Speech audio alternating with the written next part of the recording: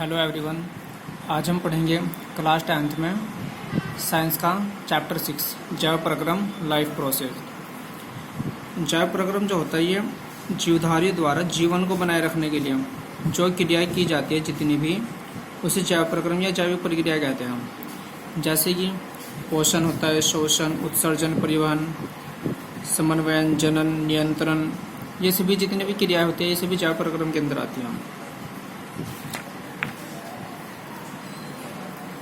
इसके बाद इसमें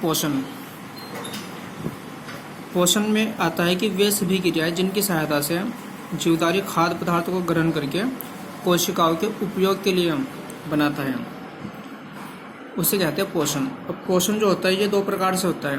एक तो होता है स्वपोषी पोषण और दूसरा होता है इसमें पर विषमपोषी पोषण।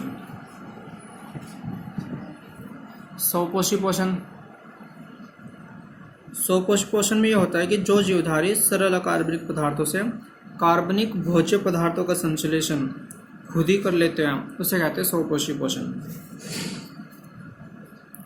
उदाहरण है जैसे कि हरे पौधे होते हैं और साइनोबैक्टीरिया है, नीले हरे शैवाल। और दूसरा आता है इसके अंदर विषमपोषी पोषण। विषमपोषी में होता है कि जो जीवधारी सरल अकार्बनिक पदार्थों से कार्बनिक भोज्य पदार्थों का संश्लेषण खुद नहीं कर पाते हैं, इनको विषमपोषी पोषण कहते हैं। यानी कि जो अपने भोजन के लिए किसी और जीव के ऊपर निर्भर करते हैं। उदाहरण है जंतु है, कवक है, जीवाणु है और सभी प्राणी। मनुष्य में पोषण। अब मनुष्य में किस तरीके से पोषण होता है इसको समझते हैं। मनुष्य में जो पोषण होता है वो आहार नाल से होता है। और आहार नाल ये मुंह से लेकर गुदा तक एक लंबी नली होती है, इसको आहार नाल कहते हैं। ये लगभग 8 से 10 मीटर लंबी होती है। इसमें सबसे पहला काम होता है मुंह का। मुंह के अंदर दांत पाए जाते हैं और दांत जो होते हैं वो कई प्रकार के होते हैं, जैसे कि करंतक है, रदनक है, परचवर्णक, चवर्णक। इन दांतों का काम अलग अलग होता है। कुछ दांत काटने और कुतरने के काम आते हैं, कुछ चीरने फाड़ने के काम आते हैं और कुछ दांत जो होते हैं चबाने और पीसने के काम आते हैं।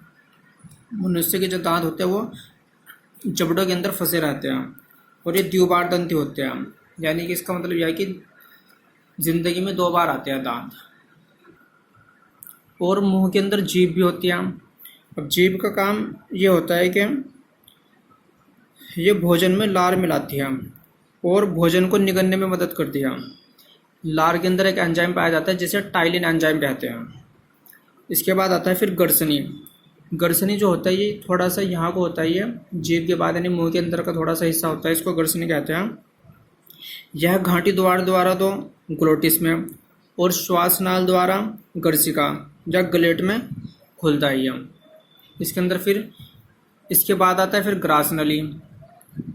ग्रास नली जो होता है ये पतली और लंबी नली होती है जो डायफ्राम को भेद कर उदर गुहा, ये डायफ्राम होता है जो दिख रहा है, ये लंबी सी पट्टियाँ, इसको इसके अंदर को निकल के उदर गुहा में प्रवेश करती है, यानी कि अमाशय के अंदर चली जाती है।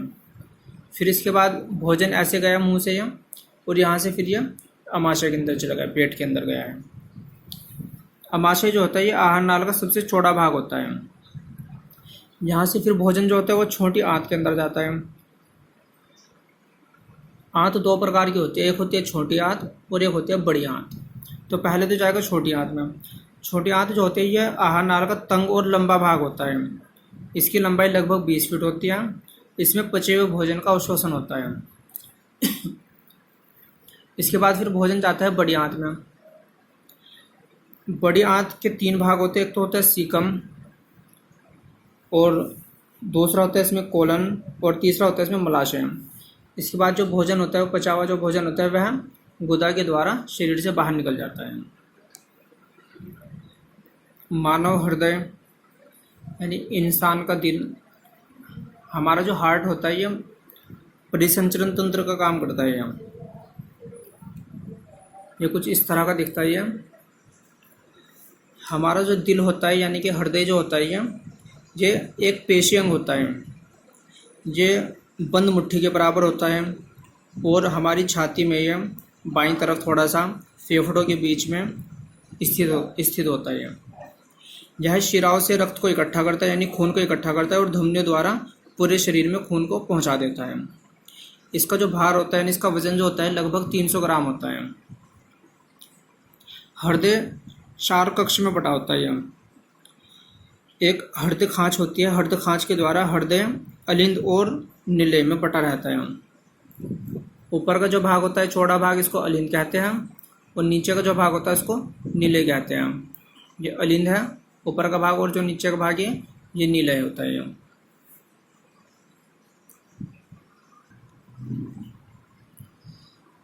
इसमें जो बाएं तरफ का हिस्सा होता है इसको बायालिंद कहेंगे हम, और इधर का जो होगा ये दायालिंद होता है ये, और इधर का नीचे का जो होगा ये बायां निलय होता है, और इधर का जो होता है ये दायां निलय होता है ये। अब जो दाएं अलिंद और दाएं निलय होते हैं, यानी इधर का दायां अलिंद और दाएं निलय, इनके बीच में 3 वलन होते हैं, इसे त्रिवर्णी कपाट कहते हैं। ये त्रिवर्णी कपाट होते हैं। और इधर वाले में जो होते हैं बाएं अलिंद और बाएं निलय के में 2 वलन होते हैं, इसको द्विवर्णी कपाट कहते हैं। अब हृदय जो होता है ये रक्त यानी खून को इकट्ठा करता है और रक्त को पंप करके शरीर के अलग अलग भागों में पहुंचा देता है। हृदय जो होता है वो सिकुड़ता और शिथिल होता रहता है। हृदय इस क्रिया को हृदय स्पंदन यानी दिल का धड़कना कहते हैं। हृदय के सिकुड़ने को प्रंकुचन कहते हैं और हृदय के शिथिल होने को अनुशीतलन कहा जाता है। खून जो होता है ये फुफ्फुस शिरा और महाशिरा से क्रमशः बाएं और दाएं अलिंद से होता हुआ बाएं और दाएं निलय में चला जाता है। यानी फुफ्फुस शिरा से आता है और ये महाशिरा जो होती है इससे आता है खून। इसके बाद ये होता है कि ये जो वलन होते हैं, जब रक्त बाएं अलिंद से बाएं निलय में जाता है और इधर से नीचे जाता है, तो यहाँ के जो वलन थे द्विवलन और त्रिवलन जो कपाट थे ये बंद हो जाते हैं, ताकि खून जो होता है ये विपरीत वापस ना जाए उसमें। जब ये दायां अलिंद भर जाता है तो इससे खून जो होता है वो दाएं निलय के अंदर चला जाता है और फिर यहाँ से फुफ्फुस से धमनी के द्वारा फेफड़ों के अंदर चला जाता है। यहाँ पर खून शुद्ध होता है। शुद्ध होने के बाद जो ये फुफ्फुस शिराएं होती है पल्मोनरी वेन्स, इनके ज़रिए से ये इसके अंदर आ जाता है, ये बाएं अलिंद के अंदर। और जब बाएं अलिंद भर जाता है यानी संकुचित होता है तो इसके बाद द्विवर्णी कपाट खुल जाएंगे और द्विवर्णी कपाट खुलेंगे तो शुद्ध खून जो होता है वो बाएं निलय के अंदर चला जाता है। यहाँ पर बाएं निलय के अंदर खून चला जाएगा। जब ये भर जाता है ये संकुचित होगा, इसके संकुचित होने पर खून जो होता है ये महाधमनी, ये यहाँ से निकलता है, महाधमनी के द्वारा पूरे शरीर के अंदर पहुँचा दिया जाता है। इस तरीके से हमारा हृदय काम करता है। पौधों में जल का परिवहन, पौधों के अंदर भी कुछ ऊतक पाए जाते हैं। पौधों में जल और खनिज पदार्थों का जो वहन होता है वो जाइलम के द्वारा होता है। पौधे जड़ द्वारा पानी और पानी के अंदर घुले हुए खनिजों को अवशोषित करते हैं और जाइलम की वाहिनिकाएं और वाहिकाएं जल संवहन का काम करती है। इसी तरीके से भोजन और दूसरे पदार्थों का स्थानांतरण भी होता है पौधों के अंदर।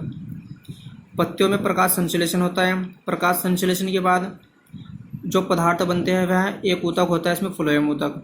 फ्लोएम के जरिए से पूरे पौधे के अंदर वह भोजन पहुंचा दिया जाता है। मनुष्य में उत्सर्जन, शरीर में जो उपापचय क्रिया होती है उसके बाद हमारे शरीर के अंदर कुछ हानिकारक पदार्थ बन जाते हैं जो नाइट्रोजन युक्त होते हैं। ये अपशिष्ट पदार्थ होते हैं, इनका शरीर से निकालना बहुत ज़रूरी होता है। तो शरीर से बाहर निकलने की क्रिया को ही उत्सर्जन कहते हैं। और जो अंग उत्सर्जन में सहायक होते हैं उन अंगों को उत्सर्जी तंत्र कहते हैं। अब मानव में उत्सर्जन तंत्र में जो अंग आते हैं वो है, इसमें ये एक जोड़ी तो वृक्क होते हैं, वृक्क यानी कि किडनी होती है, और एक मूत्रवाहिनी होती है, एक मूत्राशय होता है और एक मूत्र मार्ग होता है। जो हमारी जो किडनियाँ होती हैं, किडनियाँ ये उदर गुहा में रीढ़ की हड्डी के दोनों ओर होती हैं।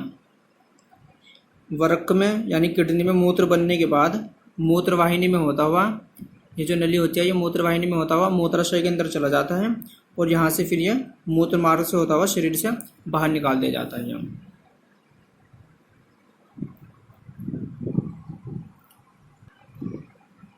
कृत्रिम वृक्क अपोहन, वृक्क यानी किडनी का शरीर के अंदर होना बहुत ज़रूरी होता है। जब किडनी ख़राब हो जाती है तो रक्त को शुद्ध करने के लिए कृत्रिम वृक्क की ज़रूरत पड़ती है, या कृत्रिम वृक्क को ही हम डायलिसिस कहते हैं। इसमें यह होता है कि रोगी की किसी धमनी का संबंध सैलोफोन नली से कर देते हैं हम। और इसके बाद फिर जो नमक के घोल में लटकी रहती है सैलोफोन नलियाँ, आप इस चित्र में देख रहे हैं। नमक के घोल का संगठन रक्त प्लाज्मा के समान होता है। जब रक्त सैलोफोन नली से गुजरता है तो अपशिष्ट पदार्थ जैसे कि अमोनिया होती है और यूरिया होती है, ये सैलोफोन नली से निकलकर नमक के घोल में चले जाते हैं और प्रोटीन अणु के जटिल अणु रक्त में ही रह जाते हैं। इससे रक्त साफ हो जाता है और शुद्ध रक्त जो होता है ये शरीर में वापस भेज दिया जाता है इस तरीके से।